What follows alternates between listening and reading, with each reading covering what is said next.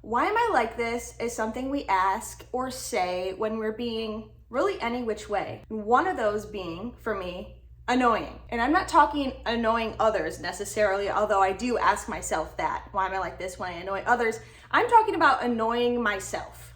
If that ever happens to you, this video is for you. First, I think it's important to determine what actually is annoying you about yourself. And so some of mine are the tendency to be a know-it-all. When I use too many exclamation points in an email, I always berate myself. I also find my need to be funny in situations that you don't really need any humor in is something that annoys me a lot because I just can't seem to stop. Sometimes these things are just the way that they are for myself and I'm just like, okay, and then maybe I don't even notice them because I don't really care. But sometimes I am stressed, I think, and I think that's when I start getting annoying to myself. So I have some shorter term and some longer term tools that we can look to when we are annoyed with ourselves. The first tool or thing to remember is your brain is not always your friend. Therefore, you might actually need a brain break to sort of reset your brain. Now, there is no magical button to do this or any magical way to do this either. You just kind of have to experiment by what feels a little fresher, but experimenting with finding something that gives you a little bit of relief. Also, I think your brain is not always your friend in this specific annoyance situation. You being annoyed by yourself might just actually be your brain trying to distract you from whatever you're actually supposed to think about at that moment, so that the topic of the moment is you being annoying, not the actual thing. So that's really why your brain is not your friend, and sometimes you need a break from it. Speaking of breaks from your brain, another thing you can do to sort of take a break from yourself is a change in visual appearance, a change period / a change in visual appearance.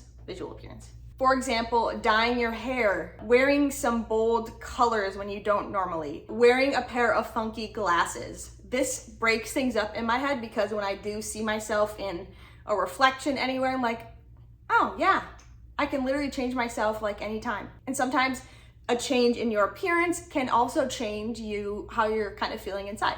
The next is sort of a hard pill to swallow, and that is that you might be too self-involved right now. You are so in your head overthinking everything about yourself that you're probably not spending any time on focusing on anything or anyone else.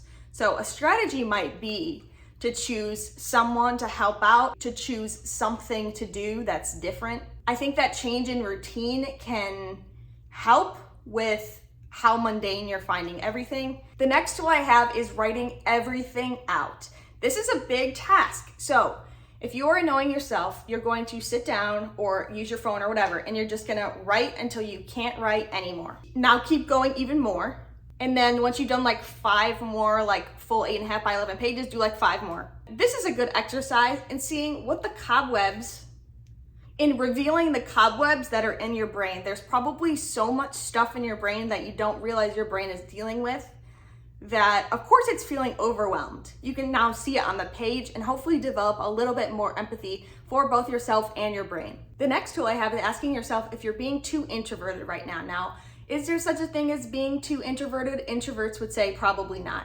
However, I am an introvert, and I am saying there might be times when I'm being too introverted, and what I mean by that introverted, and what I mean by that is I'm being too reflective and spending too much time analyzing every little thing. A solution to that might be doing the direct opposite, which is being a bit extroverted. So that might feel very uncomfortable, but it would definitely get you out of your head. When I'm feeling very introverted, I'm basically the center of the universe. But when I go out into the world and do something, I no longer feel like that. I feel like a little speck, and that's really good for me. Let's get into the longer term tools now. So the first one is that your identity or yourself is not fixed at all, and it can be changed at any age. This can be so helpful to think about. Now, it might be harder if you've been doing this or being this way for a really long time, but it's not impossible. And yes, I'm saying this as a person who does live with a personality disorder. The next tool I have is sort of paying attention to when you're saying, why am I like this? Because sometimes we're just saying, why am I like this, period, ha ha ha. Sometimes you're saying, why am I like this? And you're actually reflecting on why you're like this. This can help in some ways. Sometimes it doesn't help to ask yourself, why am I like this? It just sort of helps to sort of move on. Finally, it's okay to be annoyed with yourself from time to time. That is normal, if you will. Imagine how much time you have to spend with yourself. It's like pretty much all the time. So if you're getting on your own nerves, annoying yourself, you are probably overthinking, you probably need a change in routine, and you probably just need a little perspective shift, and that's easier said than done, but I hope that some of these tools might have helped you get there. Thank you so much for watching, and I'll see you in my next video. Bye.